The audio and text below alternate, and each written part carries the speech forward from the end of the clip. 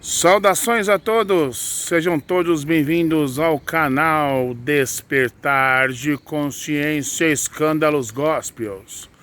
Aqui quem fala mais uma vez com vocês é Emissário Cristiano. Vamos falar sobre um assunto muito curioso. Pois é, os 10 mandamentos. Muita gente neste mundo, planeta Terra, eles gostam dos 10 mandamentos, né? Os cristãos adoram os 10 mandamentos na sua Bíblia, no seu Antigo Testamento, né? E muitos chegam até a observá-los, né? E a gente vai descobrir, numa leitura muito deliciosa, só que no Torá, no livro Shemot, e você vai descobrir comigo para quem foi destinado a ordem de guardar não só os 10 mandamentos, correto? Mas o Torá como um todo. Mas a gente não vai ler Torá todinha não, a gente vai ler só os 10 mandamentos. Para quem foi mandado a ordem, o mandamento, é como se fosse um e-mail, né? O e-mail, quando você vai mandar, tem um endereço, um destinatário. Da mesma forma, no Torá, existe um destinatário, o qual é mandado a ordem de observar e viver os 10 mandamentos, correto? E através desse vídeo você vai quebrar esse paradigma e essas palhaçadas cristãs, aí, principalmente com os adventistas e algumas igrejas aí que gostam de guardar o Shabat, um Shabat do jeitinho cristão, né? E aí eles vão parar para pensar, falei, não, realmente, né? Se você entender esse vídeo, deixe nos comentários, diz assim, olha, emissário, eu não sabia que o Shabat é assim, assim, assado. O Shabat não é para cristão observar, emissário, agora eu descobri. Deixa nos comentários, ok? Vamos fazer não só uma leitura de um versículo isolado, né? Não apenas os 10 mandamentos a gente vai ler, mas sim alguns capítulos, né, interessantes, né, do próprio livro Torá. Bem, gente, para a gente fazer justiça pessoal, ser verdadeiro com a gente mesmo, ser mais honesto possível, a gente não vai utilizar Antigo Testamento cristão de Roma, correto? A gente vai utilizar-se do livro Torá, Shemot, tá vendo? A gente pega na fonte e a gente vai descobrir, você vai descobrir comigo, para quem é ordenado a observar os 10 mandamentos. Aliás, não só os 10 mandamentos, né? O Torá inteiro. Também a gente vai pegar este livrinho também, ó. Os Salmos, para mostrar para vocês que este livrinho não é cristão, tá, gente? Ele é judaico. E eu vou te mostrar para vocês qual o salmo que mais fala dos mandamentos do Eterno, do Torá. No salmo, gente.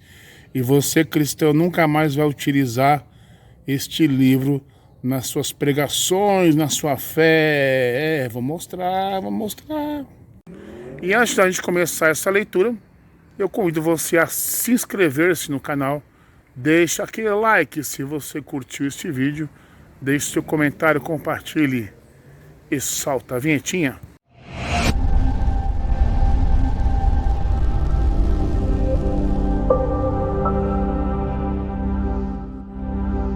E vamos iniciar aqui nossa leitura. Só que primeiramente eu vou pegar aqui uma Bíblia protestante, tá? A Bíblia católica também serve para vocês entenderem justamente o que é o Torá depois. Bem, logo de cara nós temos aqui um tema, né? Os 10 mandamentos da lei, baseado na Bíblia da cristandade. Esta mesma lei é repetida no livro de Deuteronômio, capítulo 5, do 1 ao 21. E vamos começar aqui a rodear aqui esses mandamentos e fazer alguns breves comentários satirizantes, né? Vamos satirizar também um pouquinho, tentar fazer uma ligação com aquilo que diz lá o Novo Testamento, né, sobre o nascimento ali de Jesus e tal. Diz o versículo 1. E Deus falou a Moisés essas palavras. Então preste atenção quando eu for fazer essa leitura dos 10 mandamentos numa Bíblia protestante, e você vai comparar com aquilo que diz o livro Shemot no livro Torá. Então diz assim o versículo 2: Eu sou Yahvé, o Senhor, teu Deus, que te fez sair da terra do Egito, da casa da escravidão. Então a nação de Israel estava lá na escravidão. Não terás outros deuses além de mim, correto? Essa parte 4 em diante é muito incoerente para a cristandade, porque os protestantes, eles têm um grande vício, justamente aqueles novatos, né? Não chamar nem de cristãos, né? Eu posso chamar de crente, coisa de crente.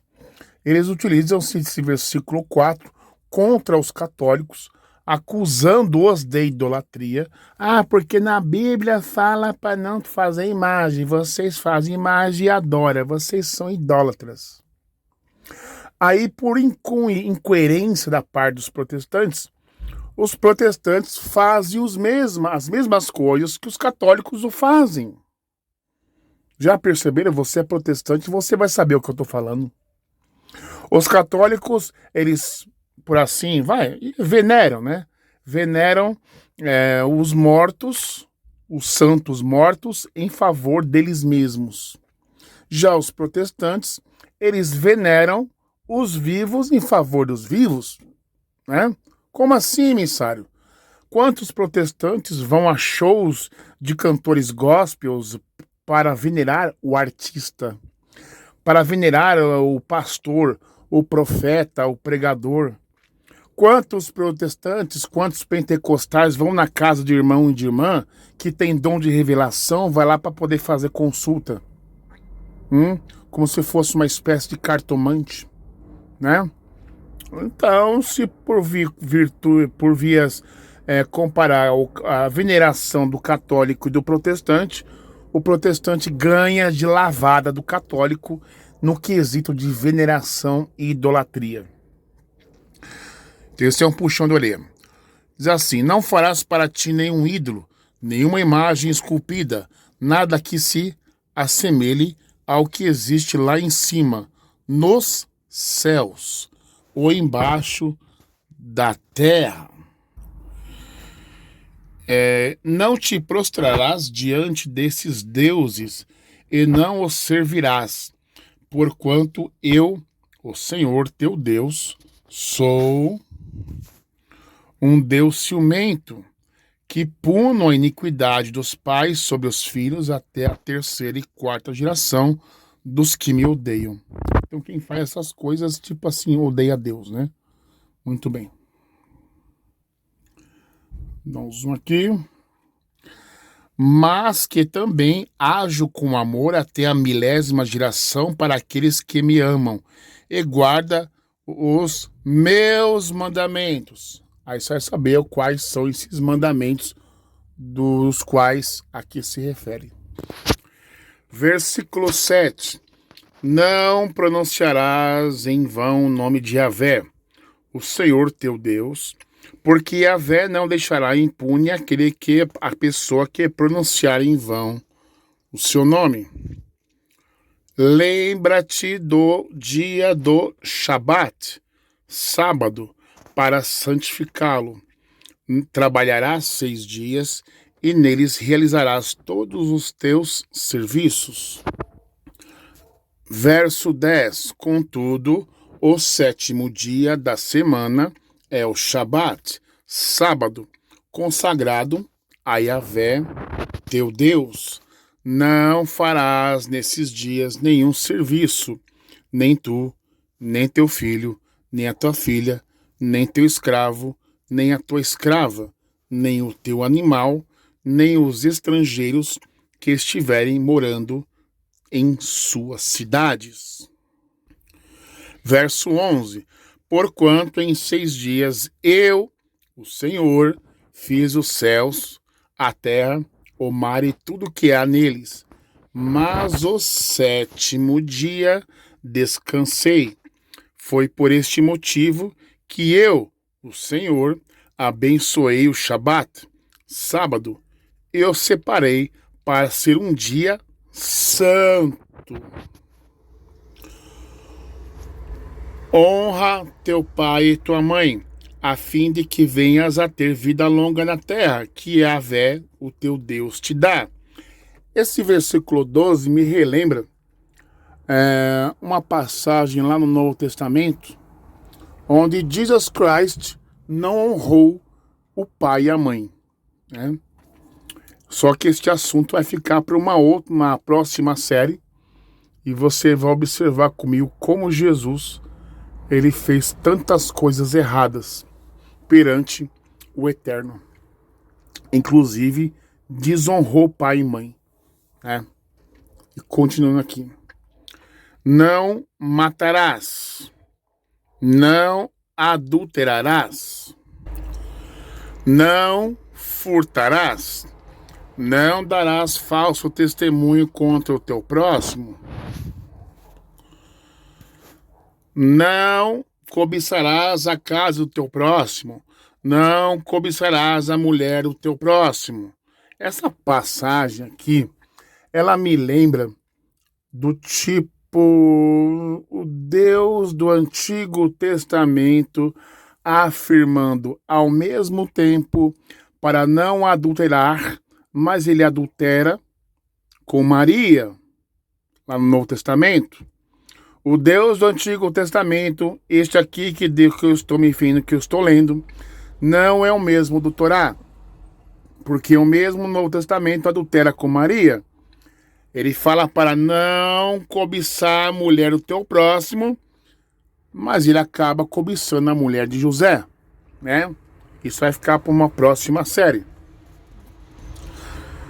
Nem os seus servos ou servas, nem o seu boi ou jumento, nem coisa alguma que lhe pertença.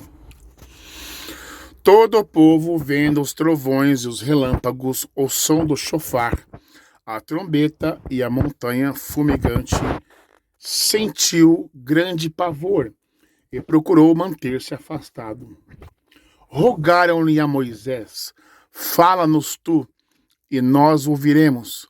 Não nos fale diretamente, Yahvé, para que não morramos. Eles estavam morrendo de medo. Moisés encorajou o povo, dizendo: não temais, Deus veio para vós provar e para que o seu temor esteja entre vós e não pequeis. O povo ficou longe e Moisés aproximou-se da nuvem escura, onde Deus estava. E aí termina aqui no verso 21.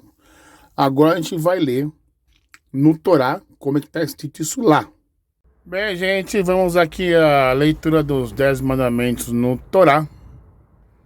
E vocês vão ficar surpresos com as revelações que serão transmitidas aqui através do canal. E as coisas das quais vocês provavelmente não sabiam. Porque grande parte da cristandade pensa que não, só é 10 mandamentos para a gente observar. O resto, né, é dos judeus, é de Israel, né? Eles fazem essa separação, eles pensam que 10 mandamentos é uma coisa e outros 613 é outra. Bem, gente, para a gente começar nosso estudo, nós vamos começar, né, com os materiais. Vamos começar com Torá Shemot, Torá Devarim e Torá Vaikra, para juntos descobrirmos, né, se os 10 mandamentos são separados dos demais, né, ou se são uma coisa só. Se, no caso, o Shabat é para cristão, é para judeu, né? É com esses materiaizinhos aqui que a gente vai analisar isso aí. Para justamente calar a boca de muitos aí, né? Os advecos aí que afirmam, né? Tal, que gostam de usar este livro, só que na versão romana, né? Eles pegam lá um Shabat e falam que tem que guardar o sábado, porque está nos 2 mandamentos. A gente vai analisar esses 3 materiaizinhos aqui e vai chegar à conclusão. Bem, aqui começa a nossa caminhada, né? E nota-se que em cada trecho existem alguns números, né? Ó, 73, 74. São referências que a gente vai consultar aqui. E vai pegar as outras Torás para fazer uma ponte, né? E descobrir para quem que serve, para quem que é esses mandamentos, afinal de contas, né? Quem é que é digno de guardar esses 10 mandamentos, ou Torá como um todo, né? E vamos começar a nossa leitura, né? Deus falou todas essas palavras, os 10 mandamentos do meio da escuridão. Aí logo após aqui temos uns 73 aí, né? Que lá embaixo, lá, Deuteronômio capítulo 5, verso 20. Vamos lá ver o que está escrito?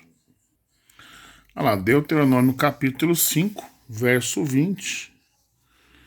Quando ouviste a voz do meio das trevas, enquanto o monte ardia em fogo, vós vos aproximastes de mim, todas as cabeças de vossas tribos e os vossos anciãos. Aqui, diferentemente do descrito acima, vos achegaste a mim de maneira organizada, todos mostrando o devido respeito à hierarquia de idade, cargo e condição social. Do fogo e da nuvem que cobria o cume do monte. O povo ouvia o som da voz de Deus saindo do céu, mas só conseguia escutar palavras distintas provenientes do fogo divino que havia sobre o topo do monte. Todos os mandamentos da Torá estão implícitos nos 10 mandamentos. Prestar atenção aqui. Dá um zoom aqui, ó. Todos os mandamentos da Torá estão implícitos nos 10 mandamentos. Não existe separação. 10 mandamentos, todos os 10 mandamentos estão implícitos juntos com 613. Com 603, né? Olha só, 77. Aqui, ó, 24:12. Então, temos aqui o 24:12, o livro de Êxodo.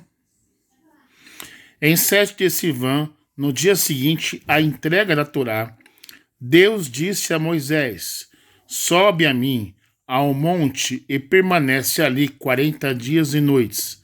Eu te darei as tábuas de pedra nas quais estão gravados os 10 mandamentos, que fazem alusão a toda a Torá e todos os seus mandamentos, que escrevi para a instrução do povo. Essas tábuas eram conhecidas como tábuas do testemunho e tábuas da aliança, pois serviam de testemunho da aliança a estabelecida entre Deus e o povo. Quer dizer o quê? Os 10 mandamentos fazem parte dos 603, não existe separação. Ao dá-los ao povo, Deus obrigou-os a observá-los e tomou passível de punição corretiva por transgredi-los. Primeiramente, de forma milagrosa, ele pronunciou os 10 mandamentos simultaneamente. Em seguida, repetiu os 2 primeiros separadamente e fez Moisés repetir outros 8, como será escrito em breve. O povo respondeu aos mandamentos prescritivos, dizendo: sim, faremos. E aos mandamentos proibitivos, dizendo: não, não faremos. Deus falou ao povo das 4 direções. O primeiro mandamento: eu sou Deus, teu Deus. Isso significa que és agora oficialmente obrigado a guardar todos os meus mandamentos. Então quer dizer o quê? Não é só os 10, é todos os meus mandamentos. No entanto, teu relacionamento comigo não é meramente contratual. Não o consuma simplesmente cumprindo tuas obrigações legais para comigo, pois eu sou aquele que tirei do Egito, da casa de Faraó, onde eras escravos. Quem era? O povo de Israel, né, gente? Não é cristão, né? Libertando-vos da escravidão egípcia. Eu vos tornei, de fato, meus escravos. Vossa vida, de agora em diante, deverá orientar-se inteiramente para a vossa missão divina, e não temais nenhuma vida privada. Além disso, embora eu vos tenha aparecido junto ao mar de juncos como um Deus guerreiro, e aqui vos apareça como um Deus misericordioso. Não penseis que há duas deidades. Eu sou tanto Deus, o Deus de misericórdia, como teu Deus, o Deus do julgamento. Eis que te tirei do Egito, um único Deus. E, apesar de ouvirdes minha voz vindo das quatro direções, tampouco deixeis que isso vos faça supor que existam múltiplas deidades. Segundo mandamento: não terá ídolos de deidades de outras nações enquanto eu existir. Isto é, nunca, eu ou onde quer que eu esteja, isto é, em lugar nenhum. Essas deidades são inúteis, não respondem aos que lhe clamam. Não faças para ti imagem esculpida nenhuma de outra modalidade de figura que há acima, no céu, embaixo, na terra e na água embaixo da terra, em torno dela, mesmo que não tenhas intenção de adorá-la. Tá vendo?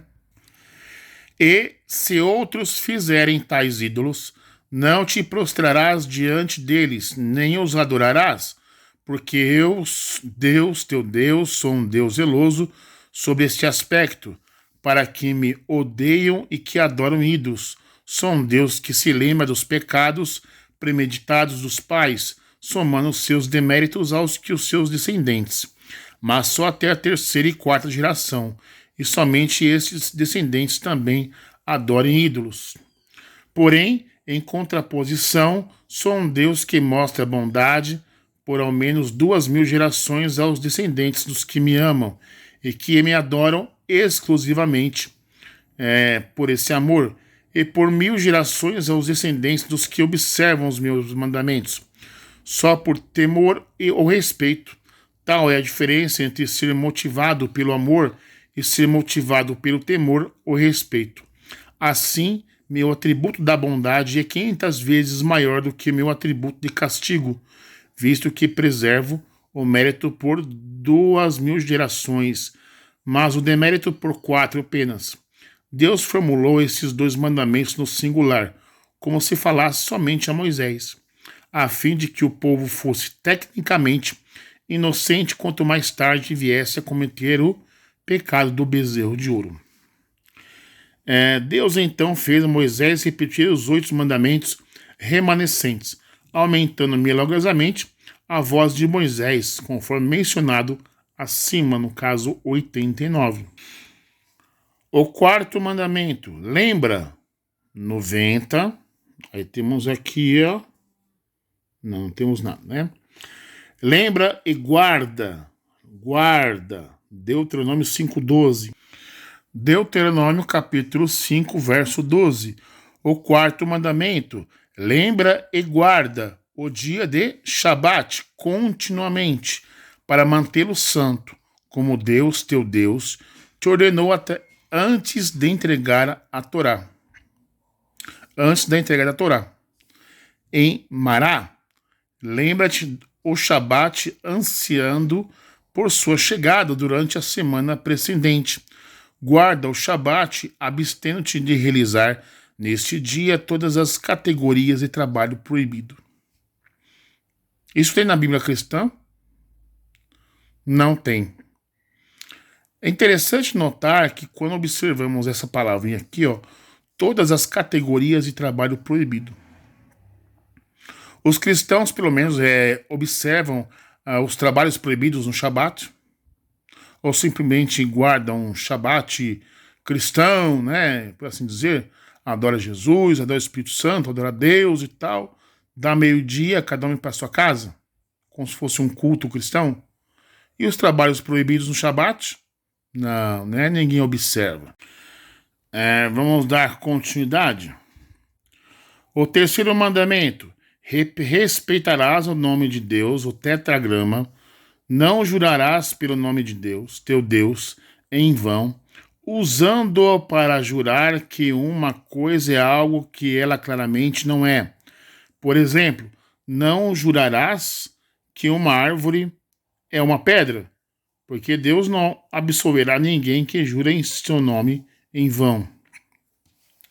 Ao oitavo, lembra e guarda o dia de Shabat continuamente, mantendo-o assim santo.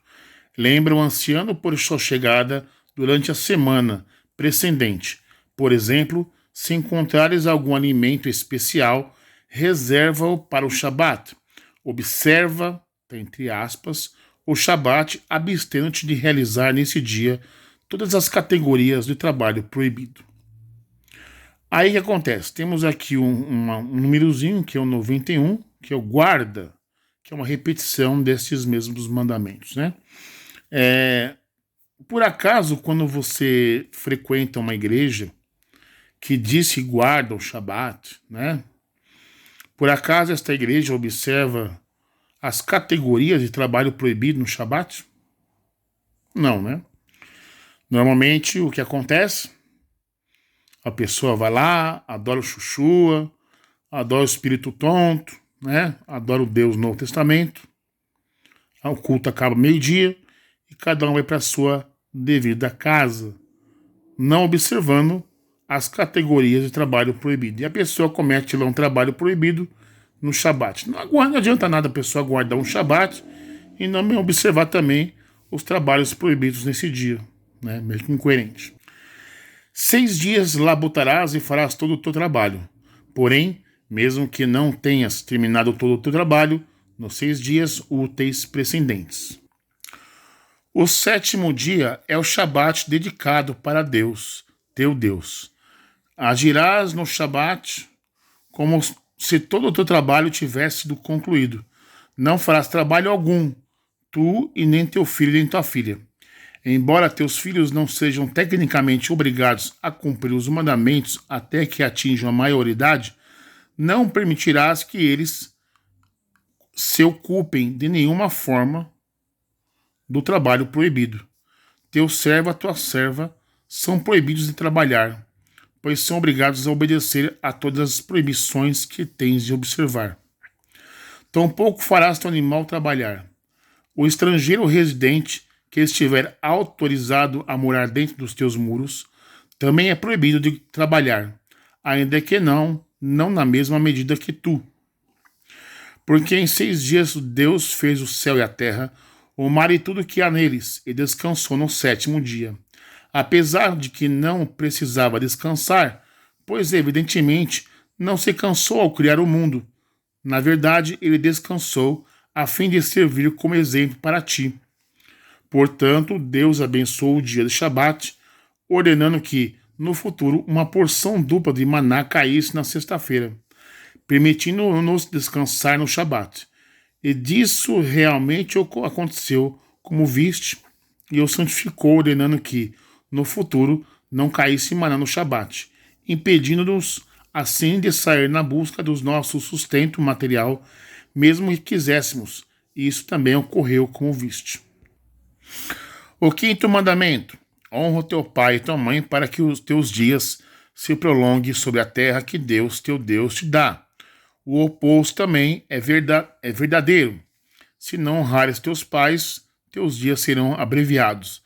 É justamente o que aconteceu com o Chuchua, né? Quando desonrou um pai e mãe. A gente vai falar sobre isso numa chamada próxima série aí, né? É o rei da mentira, o Chuchua. O 6º mandamento: não assassinarás. O 7º: não cometerás adultério, isto é, não manterás relação extraconjugal com mulher casada. O 8º mandamento: não roubarás pessoas, isto é, não raptarás. O 9º mandamento: não prestarás falso testemunho contra o teu próximo.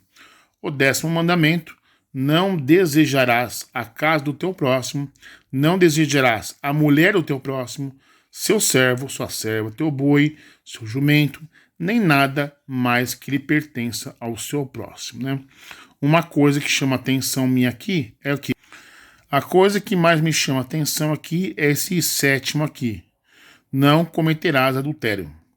E esse também aqui, o 10º, não cobiçará a mulher do teu próximo. Não desejarás a mulher do teu próximo, seu servo. Aí vem em relação àquilo que está escrito no Novo Testamento, que é uma outra divindade, que é assim, aquele Deus do Novo Testamento, o pai de Xuxua, desejou a mulher do seu próximo, José. E José torna-se o homem mais corno da Bíblia inteira. Não adulterarás. Então, obviamente, isso aqui é um outro Deus, né? O Deus de Abraão, Isaac, Jacó, de Moisés, não é o mesmo de Jesus, né? Porque se fosse assim mesmo, o mesmo Deus que manda não adulterar, ele vai adulterar com Maria. O mesmo Deus que fala para não desejar a mulher do teu próximo, é o primeiro que faz lá desejando a mulher do teu próximo e adultera com Maria. Então, obviamente, o mesmo Deus do Torá de Moisés não é o mesmo Deus de Jesus, né? Agora vem aquela seguinte pergunta, né? Qual pergunta, emissário Cristiano?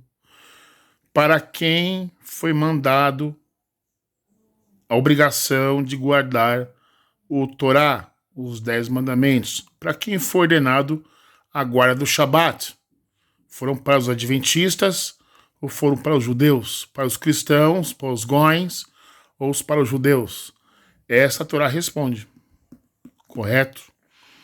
Independente daquilo que os adventistas dizem, que fazem proselitismo, né, que tem que guardar o Shabat, é o dia do Senhor, etc e tal, vamos deixar que o próprio Senhor responda para quem é ordenado a guarda do Shabat. Bem, agora vamos pegar uma informação muito interessante nesse livro aqui, Levítico, né, o Vaikra, no Torá, onde você vai descobrir comigo, né, uma coisa que eu vou chamar muita atenção, muitas pessoas aí, né, que o próprio Torá menciona uma Torá oral, né, está escrito neste livro aí.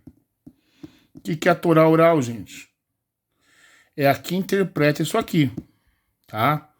Isto vai mostrar que os judeus não precisam de cristão para interpretar os livros judaicos, porque os livros judaicos já vêm interpretados pelo próprio Eterno. E quando vem um cristão, um adventista, dizendo lá que do sábado, né? É a mesma coisa de chamar o Eterno de mentiroso, né? Pode um ser humano discordar do Eterno? O Eterno já dá a interpretação da Torá. E aí vem um cristão e diz assim, não é muito bem assim. É inadmissível isso aí, né? Porque no próprio judaísmo existe o quê? Que cada judeu, ele é proibido de dar sua própria interpretação dos textos. Porque os textos já vêm interpretados na Torá. No caso, Torá oral, né? Só que eles dependem do quê? Daquele chamado Antigo Testamento Pentateuco, do qual os cristãos aí, cada vertente cristã dá a sua própria interpretação de vários textos lá do seu chamado Pentateuco. E o próprio Eterno fala que existe a Torá oral. Então aqui vai pelos judeus messiânicos, né, a cristandade em geral, que usa o seu Pentateuco lá e pega alguns versículos isolados e tenta cristianizar os negócios, né? Vamos lá? Bem, primeiramente eu abri aqui no capítulo 26, no verso 14 em diante, né, lá. Aqui, ó, 26, do verso 14, ameaças e maldições, né? Vamos pegar esse texto, vamos pegar aqui o texto, o chave, né, praticamente, né? Aí tu vai ver nas páginas, né? Então vamos abrir aqui no verso 46. O verso 46 nos revela o seguinte: o conteúdo do Levítico até aqui são decretos, normas e leis, tanto escritos como orais, tá vendo? Que Deus deu entre si e os israelitas no pé do Monte Sinai pela mão de Moisés. As leis que se seguem, porém, aplicam-se igualmente a judeus e não judeus. Então, as leis que se seguem daqui para baixo. Então, percebe? São decretos, normas e leis, tanto escritos como orais. Então, o Eterno, ele deu a interpretação disso aqui. É proibido qualquer judeu dar sua interpretação individual, assim como fazem os cristãos, né, usando lá seu Pentateuco, né? Estes são os estatutos e as leis e as Torot, a palavra Torá está escrita no plural, ou seja, duas Torot, que deu o Eterno entre si e o povo de Israel no Monte Sinai através de Moisés. Então quer dizer, entre si e o povo de Israel. Ou está escrito entre si os cristãos, no pé do Monte Sinai. Não. Então os mandamentos, o Torá em si, o total, incluindo os 10 mandamentos, foram dados aos israelitas no pé do Monte Sinai. Não existia cristianismo na época. Então o adventista ele é proibido de pegar o livro de Êxodo, capítulo 20, de cristianizar e tentar aplicar a sua igrejinha, por assim dizer, né? Aí vamos pegar aqui mais alguns, por assim dizer, algumas pistas, né? Que vai esclarecer pra gente isso aqui. Mas isso aqui já deu checkmate. Tá vendo? Tanto escritos, quer dizer, existe uma Torá escrita, é o qual eu estou aqui lendo para vocês, como a Torá oral. Tá vendo? Sem a Torá oral, é impossível você compreender isso aqui, gente. Não vai na onda de crente, não. Entendeu? Pegando lá o Pentateuco e tentando cristianizar um negócio pro seu grupinho protestante da cristandade, entendeu? Nem vai na onda de messiânico também, tá, gente? Messiânico que ele rejeita o Torá oral, ele rejeita o Eterno também, viu? Bem, para você compreender para quem foi ordenado a guarda do Shabat, né? Lá no livro de Shemot, capítulo 20, primeiramente eu recomendo que você leia o Êxodo 18, a história de Jetro, para você entender para quem foi dado lá, né, o mandamento da guarda do Shabat, o ensino, né, dos 10 mandamentos e tal. Aí vamos ler para frente lá. E continuando aqui no Êxodo 18, do Refidim ao Monte Sinai. A Torá agora retorna à narrativa histórica anterior aos episódios do Jetro. Antes de oferecer a Torá ao povo judeu, tá escrito cristão aí? Tá escrito adventista? Assembleano? Da Deus Amor? Não, ao povo judeu. Deus ofereceu aos edomitas e os ismaelitas, mas eles recusaram, né? Ismaelitas não é o caso dos muçulmanos, gente? Eu acho que é, né? De Ismael, né? Deixa eu ver aqui, 26. Ó, Deuteronômio 32, 2. Vamos ver lá. Livro de Deuteronômio, capítulo 32, verso 2, diz o seguinte. Este é o testemunho que sereis chamados de dar. Dirigindo-se ao povo, Moisés prosseguiu. Minha doutrina, a Torá que vos ensinei, goteja do céu, dando vida ao mundo como o faz a chuva. Contudo, enquanto a chuva às vezes causa dano ao vitalizar a terra, meu discurso, a Torá, flui para o mundo, dando-lhe vida como faz o orvalho sem causar dano. A Torá é como os ventos que sopram sobre a vegetação, fortalecendo-a e fazendo-a crescer. Faz amadurecer e florescer quem a estuda. É como gotas de chuva sobre a relva. Olha só que lindo, hein? E outra referência que eu encontrei é Deuteronômio capítulo 32, verso 10. Diz o seguinte. Vamos ver aqui, 9, 10. De fato, Deus achou os israelitas fiéis ao seu destino, pois, quando ele quis dar-lhe a Torá em uma terra deserta, prontamente o seguiram até um ermo desolado, cheio de animais que emitem uivos, a fim de recebê-la. Além disso, aceitaram a Torá triplamente, de modo paralelo ao mérito triplo dos seus antepassados. Comprometeram-se a usar o intelecto para estudá-la, emulando assim Jacob, que era particularmente dedicado ao estudo da Torá.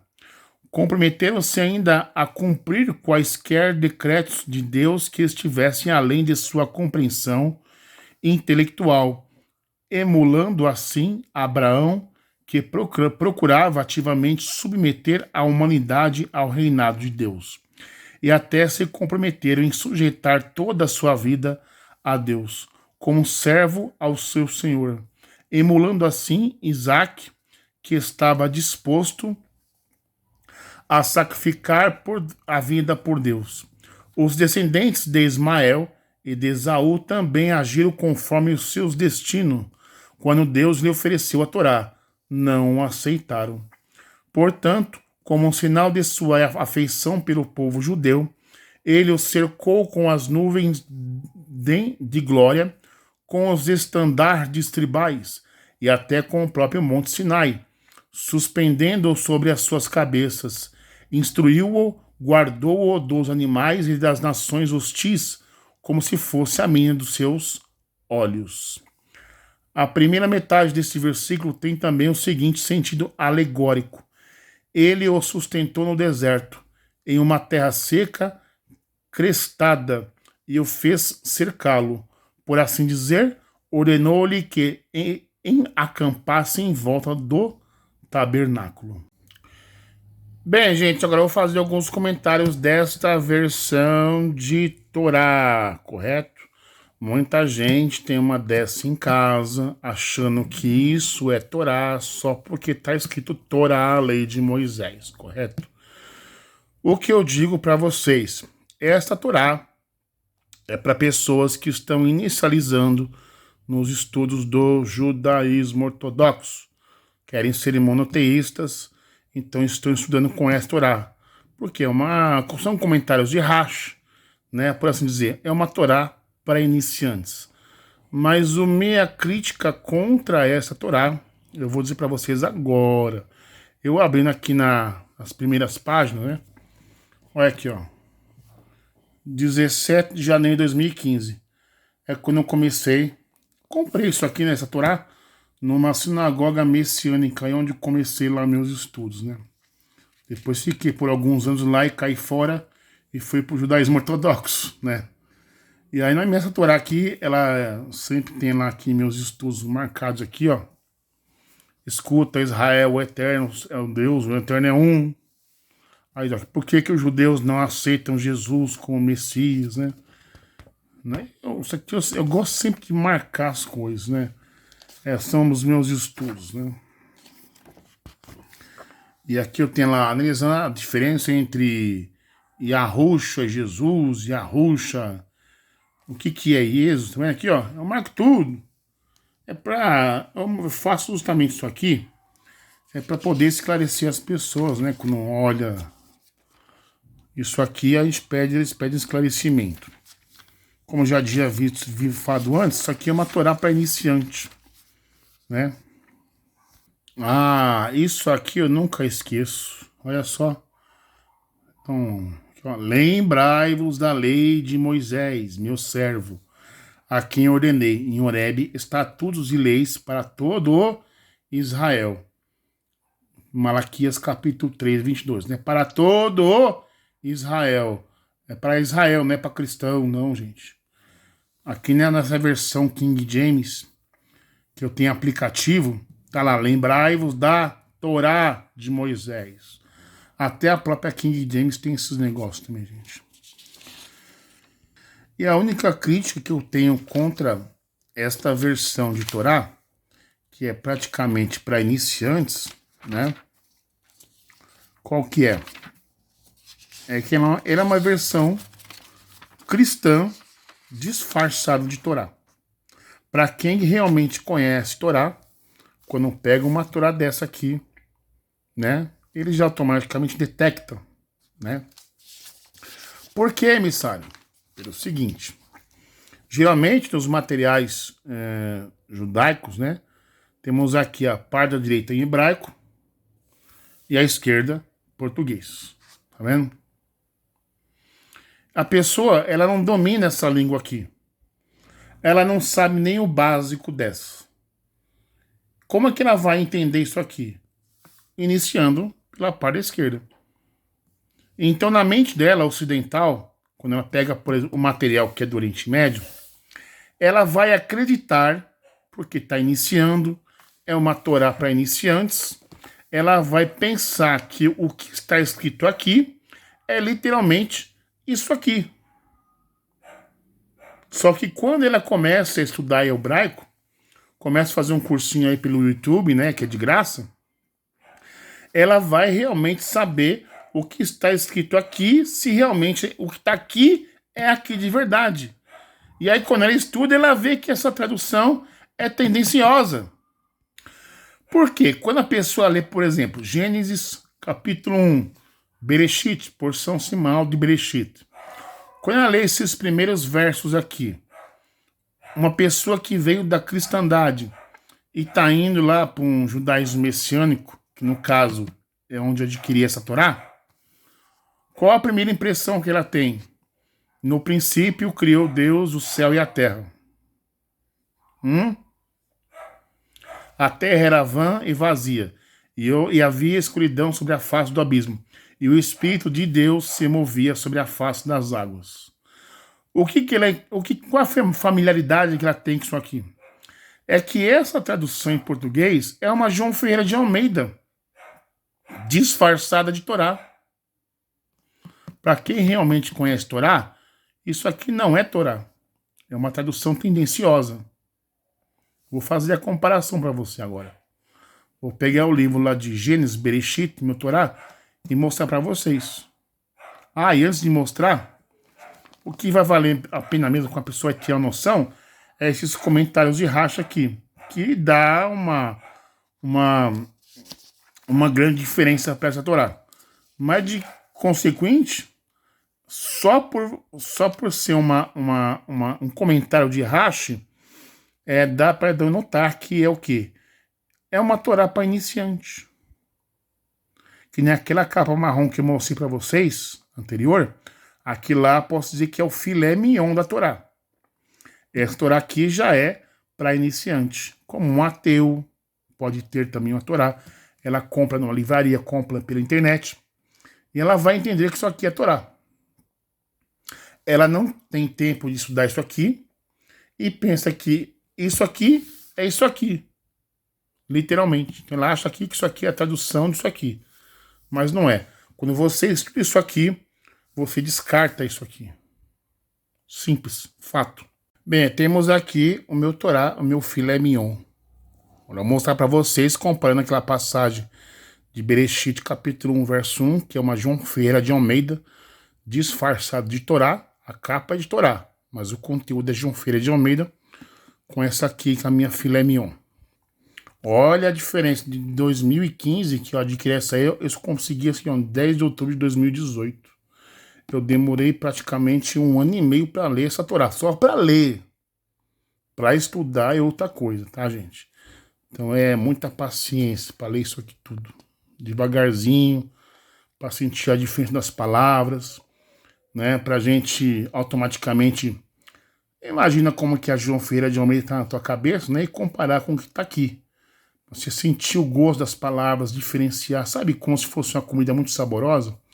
Você sentir o gosto dos alimentos, mastigando devagarzinho. É praticamente para que serve isso aqui.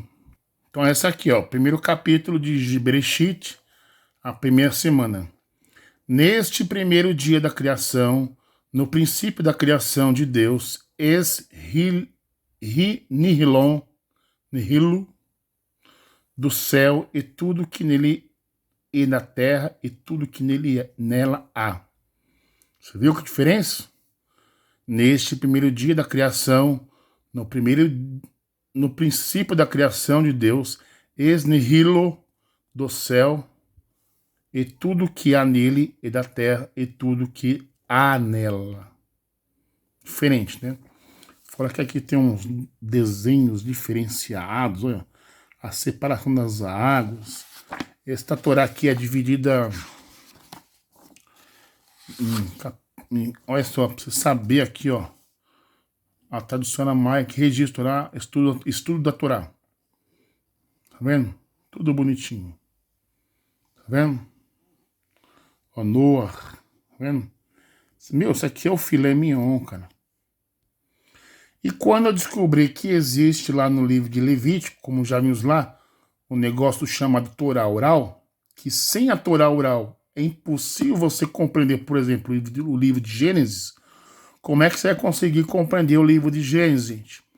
Não é somente lendo o Pentateuco, não é somente lendo lá aquela Torá, capa azul, né? Não é simplesmente adquirir uma coleçãozinha dessa aqui e sair lendo, né? E achando. Porque a sua mente é ocidental, o livro do Oriente Médio. Tem que separar as coisas, né? Para isso, você tem que adquirir isso aqui, ó. Talmud de Bavilo, tá vendo? Esse aqui, no caso, é o Berahot, capítulo do 1 ao 3. Tá vendo? Isso aqui são 10 volumes, correto? Para você entender o Gênesis, ele tem que fazer a coleçãozinha dela. Aliás, o Torá todo, né? São 10 volumes, né? Isso aqui é o capítulo 1 ao 3. Eu só tenho 3 volumes. Eu tenho aqui em casa 3 Talmud desse aqui. Entendeu? Então falta ainda 7. Aí quando eu estudar isso aqui, aí eu vou compreender o que é Torá, né? Entendeu? Ó, bonitinho, tá vendo aqui, ó?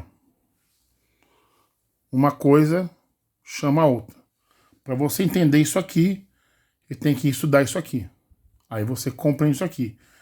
Não adianta eu pegar isso aqui e com a minha mente ocidental, cristianizada, tentar cristianizar isso aqui. Não, isso aqui é um livro judaico, gente. Não adianta pegar e enfiar Jesus, tentar enfiar Maria no livro de Gênesis. Ah, que Maria pisou na cabeça, né? Maria passa na frente, pisa na cabeça de serpente. Não, não tem Maria aqui. Aqui não tem Maomé, aqui não tem Jesus, Chuchu, Yahu, Shoyá, não tem nada. O negócio é a história de Israel. Entendeu, gente? Então ficamos por aqui. Eu provei para vocês aí que o Shabat, bem básico, né? Uma informação bem básica, que o Shabat, ele é um mandamento para Israel, para os judeus, não é mandamento para cristão, e mesmo se cristão querer obedecer o Shabat, não é só guardar um dia, né? Tem que observar os trabalhos proibitivos, né? Os trabalhos proibidos nesse dia. E se você guarda o Shabat, mas trabalha no trabalho proibido, você está profanando o Shabat de qualquer forma.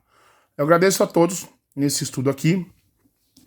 E vamos embora para o próximo vídeo aí, até a gente começar a nossa nova série falando sobre o Jesus, o rei da mentira. Vamos quebrar esses paradigmas aí, onde na narrativa do Novo Testamento, lá, se não me engano, no livro de João, fala de Jesus dizendo que ele veio fazer a vontade do Pai na terra. A missão dele era essa.